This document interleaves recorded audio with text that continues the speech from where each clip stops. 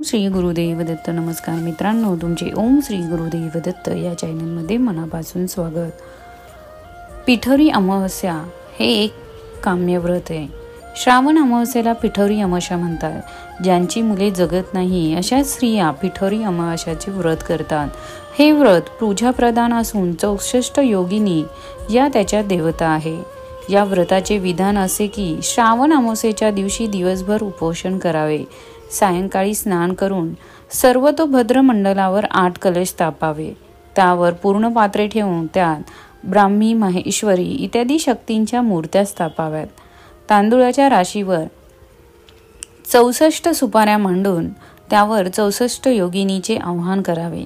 त्याची षडोपचार पूजे करावी. नंतर व्रतासाठी केलेले पक्वान डोक्यावर घेऊन कोणी अतिथी आहे काय असा प्रश्न विचारावा. मुलांनी मी आहे असे म्हणून ते पक्वान्न मागच्या बाजूने काढून घ्यावे. पूर्वी पूजेच्या मूर्ती पिठाच्या करत. अलीकडे त्याची छापील चित्रे मिळतात. या व्रतात नैवेद्यासाठी पिठाचेच सर्व पदार्थ करतात. त्यावरून त्या तिथीला पिठोरी अमावस्या असे नाव पडले. पिठोरी अमावस्याची कहाणी. आटपाट नगर होते. तिथे एक गरीब ब्राह्मण राहत होता. त्याच्या घरी श्रावणातल्या अमावस्येच्या दिवशी वडिलांचे श्राद्ध असे. इकडे दरवर्षी काय होई, ज्या दिवशी श्राद्ध त्या दिवशी सकाळपासून त्यांच्या सुनेचे पोट दुखू लागले व ब्राह्मण जेवायला बसायचे वेळेस बाळंत होऊन पोर मरून जाई. असं झालं म्हणजे ब्राह्मण तसेच उपाशी जात. असे 6 वर्ष झाले. 7व्या वर्षीही तसंच झालं. तेव्हा सासरा रागवला. ते मेलेलं पोर तिच्या ओटीत घातले. तिला रानात हाकलून लावले. पुढे जाता जाता ती एका मोठ्या अरण्यात गेली. तिथे तिला जोटिंगनाची बायको भेटली. ती म्हणाली, बाई तू कोणाची कोण? इथे येण्याचे कारण काय? आलीस तशी लवकर जा, नाहीतर माझा नवरा जोटिंग येईल आणि तुला मारून खाऊन टाकेल. तेव्हा ब्राह्मणाची सून म्हणाली, तेवढ्या करताच मी येथे आले आहे. जोटिंगाची बायको म्हणाली, बाई तू इतकी जीवावर उदार का? तशी ब्राह्मणाची सून आपली हकीकत सांगू लागली. ती म्हणाली, मी एका ब्राह्मणाची सून. दरवर्षी मी श्रावणी अमावस्येच्या दिवशी बाळंत होते व मूल मरून जाते. त्याच दिवशी आमच्या घरी माझ्या आजी सासू यांचे श्राद्ध असे. माझे असे झाले म्हणजे श्राद्धात आलेले ब्राह्मण हे उपाशी जातात. अशी 6 वर्ष बाळंतपण माझी झाली. 7व्या खेपेला सुद्धा असंच झालं. तेव्हा मामांजींचा माझा राग आला. ते म्हणाले, माझा बाप तुझ्या बाळंतपणामुळे 7 वर्ष उपाशी राहिला, तर तू घरातून चालती हो. असं म्हणून हे मेलेलं मूल माझ्या ओटीत घातलं आणि मला घालवून दिलं. नंतर मी इथे आले. आता जगून तरी काय करायचं? असं म्हणून ती रडू लागली. जशी जोटिंगाची बायको तिला म्हणाली, बाई तू भिवू नकोस, घाबरू नको.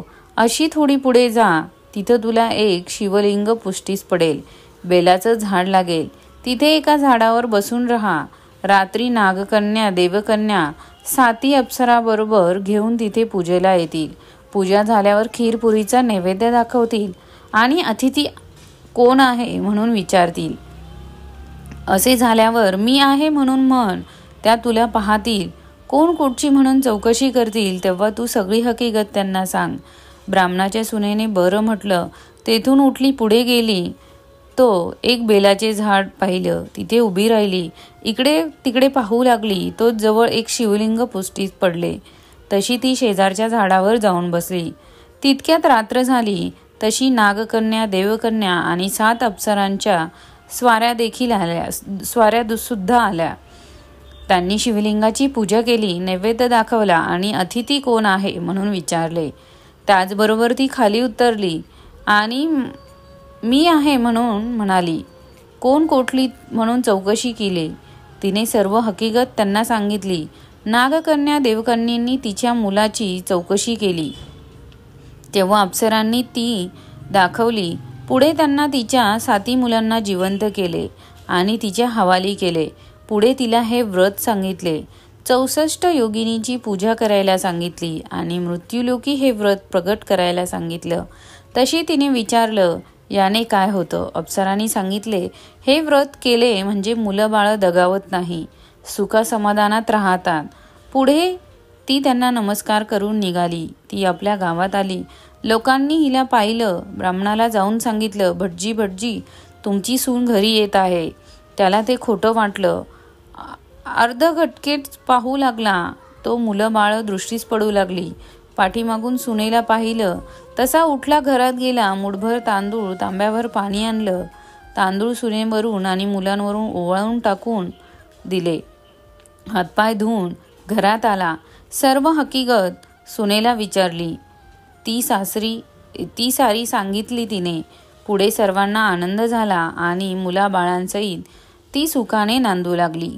ही साठा उत्तराची कहाणी, 5 उत्तरी सुफळ संपूर्ण. मित्रांनो, तुम्हाला जर आजची माहिती आवडली असेल तर लाईक करा, शेअर करा आणि तुम्ही जर चॅनलवर नवीन असाल तर चॅनलला सबस्क्राईब करा. धन्यवाद.